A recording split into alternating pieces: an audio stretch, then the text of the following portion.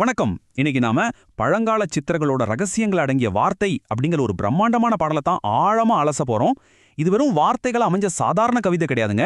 நம்மள நாமளே முழுமையா உணர்ந்துக்கிறதுக்கான ஒரு சூப்பரான ஸ்டெப் பை ஸ்டெப் வழிகாட்டி. சரி வாங்க, இதுல ஒளிஞ்சிருக்க ரகசியங்களை நம்ம ஒன்னொன்னா உடைப்போம்.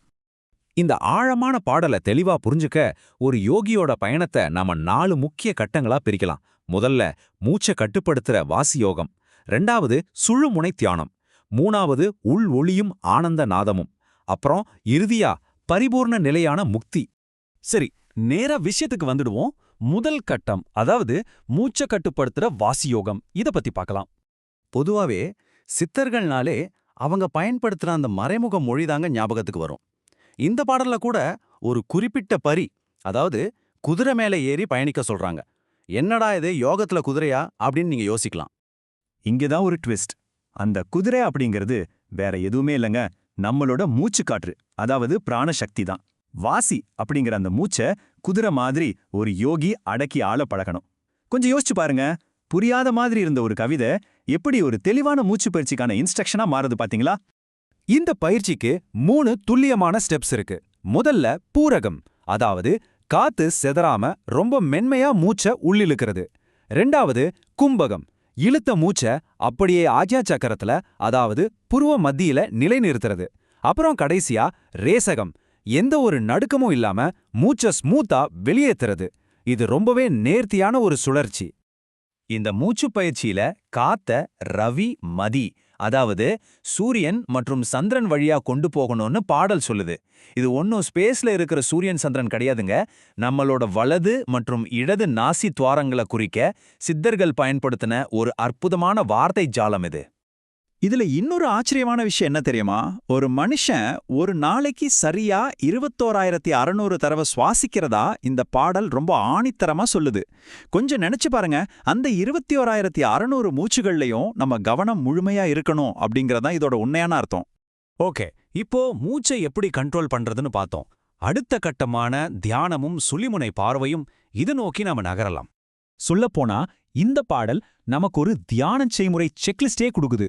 கால்களை உறுதியா மடக்கியோ நீட்டியோ உட்கார்றது, இடது கைய தலையில வைக்கிறது, மூச்சை சமன் செய்யறது, அப்புறம் மிக முக்கியமா புருவ மத்தியில, அதாவது சுழிமுனையில எவ்வித பயமுமே இல்லாம ரொம்ப ஆழமா ஃபோக்கஸ் பண்றது. சரி, ஏன் இப்படி உட்கார்ந்து கஷ்டப்படணும்? அதுக்கு தான் இந்த வரி ஒரு அருமையான விளக்கம் கொடுக்குது. இதோட அல்டிமேட் டார்கெட் என்னன்னா, தூங்காமல் தூங்கும் ஒரு ஆழமான விழிப்புணர்வு நிலையை அடையறது தான். சாதாரணமா நம்ம தூங்குறப்போ என்ன ஆகும்? உணர்வுகள் எல்லாம் மழுங்கி உடல் சும்மா ரெஸ்ட் எடுக்கும். ஆனா சித்தர்கள் சொல்ற இந்த தூங்காமல் தூங்கும் நிலை இருக்கு பாத்தீங்களா, இது ரொம்பவே ஸ்பெஷல். உடல் முழுமையா அசைவில்லாம ஓய்வுல இருக்கும், ஆனா அதே சமயம் நம்ம உள்ளுணர்வு கத்தி மாதிரி ரொம்ப ஷார்ப்பா முழிச்சுக்கிட்டு இருக்கும். இது கிட்டத்தட்ட இப்போ நாம சொல்ற யோக நித்ரை மாதிரியான ஒரு பிரம்மாண்டமான நிலைன்னு கூட சொல்லலாம்.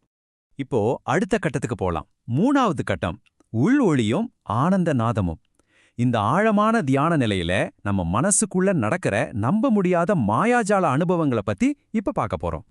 நம்ம உடம்புக்குள்ள இருக்கிற அந்த எனர்ஜி மேல் நோக்கி போக போக உள்ள என்னென்ன தரிசனங்கள் கிடைக்கும்னு ஒரு மேப் மாதிரி இந்த பாடல் சொல்லுதுங்க. ஃபர்ஸ்ட் கமல ஒளி அப்படிங்கிற ஒரு தாமரை வெளிச்சம் தெரியும். அப்புறம் நவதிகிரி எனப்படும் 9 கோண நட்சத்திரம். அதை தாண்டி ஒரு எல்லையற்ற பிரம்மாண்டமான உச்சிவெளியை நோக்கிய பயணம் இது.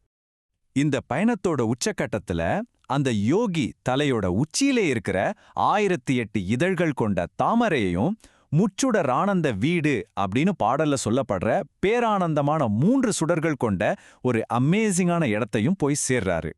இந்த இடத்துல வர்ணனைகள் எல்லாம் ரொம்பவே உணர்வுபூர்வமா மாறிடுது. கொஞ்சம் இமேஜின் பண்ணி பாருங்க. தங்க மேருமலையோட தரிசனம் கிடைக்கிறதா சொல்றாங்க. அப்புறம் உள்ளுக்குள்ளேயே இனிமையான அமுதப்பால் சுரக்கிறது, பிரபஞ்சமே அதிர்ற மாதிரி ஒரு பிரம்மாண்டமான இடி முழக்க நாதம் கேட்கறது. அது மட்டும் இல்லாம பஞ்சபூதங்களும் நமக்குள்ளேயே அப்படியே ஒன்றிணைகிறத ரொம்ப தெளிவா ஃபீல் பண்ண முடியுமா? சரிங்க, இவ்ளோ கஷ்டப்பட்டு இவ்ளோ ஸ்ட்ரிக்டா இந்த பயிற்சிகள் எல்லாம் பண்றோமே, இதெல்லாம் கடைசியா எங்க கொண்டு போய் விடும்? அதுதான் இந்த 4வது மற்றும் இறுதி கட்டம், பரிபூரண நிலை, அதாவது முக்தி. இந்த ஃபைனல் ஸ்டேஜ்ல ஒரு மனுஷனோட உடம்பும் எல்லையே இல்லாத இந்த மாபெரும் பிரபஞ்சமும் வேற வேற இல்ல, ரெண்டும் ஒண்ணுதான் அப்படிங்கிற அந்த அல்டிமேட் உண்மையை யோகி முழுமையா உணர்றார். இதுதான் அண்டரண்டம் ஒன்றாக இருக்கிற நிலைன்னு சொல்றாங்க. இதுக்கப்புறம் நடக்கிற மாற்றம் இருக்கே, அது totally out of the world. அந்த யோகி தனக்குள்ள இருக்கிற எல்லா விதமான பயங்களையும் சந்தேகங்களையும் மொத்தமா தூக்கி போட்டுடுறாரு. இந்த பிரபஞ்சமே எப்படி உருவாச்சுங்கிற ரகசியம் அவருக்கு புரிஞ்சிடுது. அது மட்டும் இல்லாம இறைவனுக்கு நிகரான ஆற்றலோடு இந்த பூமியில ரொம்பவே கம்பீரமாவும் பவர்ஃபுல்லாவும் வாழத் தொடங்குறாரு. ஆக மொத்தம் ஒரு பழங்கால சித்தரோட ஞானத்தை நோக்கிய வரைபடத்தை நாம ரொம்ப தெளிவா இப்ப அலசி பார்த்துட்டோம். இப்போ உங்களுக்கான கேள்வி இதுதான். இன்னைக்கு முதல் நீங்க உங்களோட அந்த 21,600 மூச்சுகளையும் கவனிக்க தொடங்கி அந்த உச்சி வெளியை நோக்கி உங்களோட சொந்த பயணத்தை ஆரம்பிக்க தயாரா? யோசிச்சு பாருங்க. இந்த ஆழமான அலசல்ல என் கூட இணைஞ்சதுக்கு ரொம்ப நன்றி.